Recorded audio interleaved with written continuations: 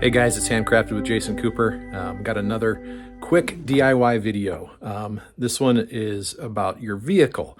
So got in my car this morning, realized that my left headlamp was out. So need to take care of it. Obviously you can get that done at a car shop somewhere, but you're gonna pay a little bit of money for the labor, but it's a really simple thing to do. You just gotta find the bulb. All the parts stores will have them. Places like Walmart will have them. You just need to know the make, year, and model of your car to get the right bulb.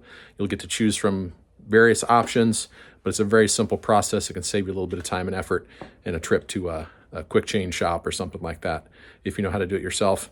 Everything's vehicle specific. The bulb you use and the exact procedure to get to your bulb, but it's similar, right? So the connections are going to be similar. The way they mount is going to be similar. It's just finding what's right for you. This is for a 2010 Sienna. It's going to apply to the other previous versions of the Sienna as well, I believe, going back to 2006 or 4 maybe. I'll put that information in the description. What models would be very similar. But like I said, just about any car, it's going to be basically the same process. And it's very, very easy for you to do yourself. So here we go. So it's the low beam that's out on mine. So not this one, this one. So you're going to see in here, there's the two headlight spots here. If I can get the focus, so there's the high beam, and right back in there is the low beam. You can see that. Okay, hard to get to. So this is your fuse box. We're gonna go ahead and take this off to get a little more room. To get that off, you're gonna press on this upper part because that sticks in that lower part. Press in there. That should pop off. The back just has two little hooks that go on some little knobs in the back. Set that to the side. Okay, so we got the cover off. One more room to work here. Got to get the wire harness off with the bulb, and then we twist the bulb to get it out. There's a little slot here. You put a little outward pressure like that and push down while you're doing that, and that should pop right off. It's hard to do with one hand.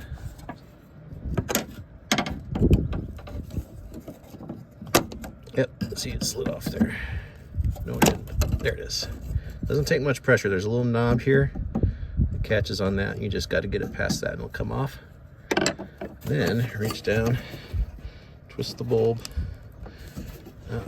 bottom towards you, and you'll kind of work it out. It should just, there we go, work it out. And there we have our bad bulb. All right, so we're gonna get the new one, make sure it matches, we didn't get the wrong thing, and just reverse the process. Quick little demonstration here. You can see in this the element, oops, it's actually broken in the middle there, so we know it's bad. And here's the replacement. There's all sorts of options for replacements. Some are more expensive, they're extra bright, or they're this, that, or the other. Totally up to you what you want to get. All right, so here's the new bulb, just an inexpensive halogen replacement, about 10 bucks at Walmart. You can get them at part stores too. There are more expensive ones that are like extra bright or whatever. But this is basic. Notice it's got 3 little notches around the perimeter. That's what goes into the little spot there. You gotta line those up, push it in and twist, and it'll lock back in place. And you just gotta make sure you get all 3 tabs in there and locked in that hole. So here we go. All right, so final position, the connector will be straight down, and it's a little hard to see in there, but you can see the 3 spots for the tabs. Gently work the bulb in and get your tabs lined up. There, it's a little hard to see, a little blurry. Okay, there we go, focus. So make sure all 3 tabs are in, twist it, and a lock. The first time I did this, this top tab wasn't actually in there and it was sitting at an angle. So just look at it closely, make sure you got all 3 in. It's firm, it's not turning any farther. And then you can slide your connector, wire connector back on until it clicks. Heard it click, good, we're good to go there. Then we just gotta put the cover back on the fuse box. Again, there's 2 little hooks here that go on 2 little knobs on the back there. A little hard to see, there's one of them. get those lined up.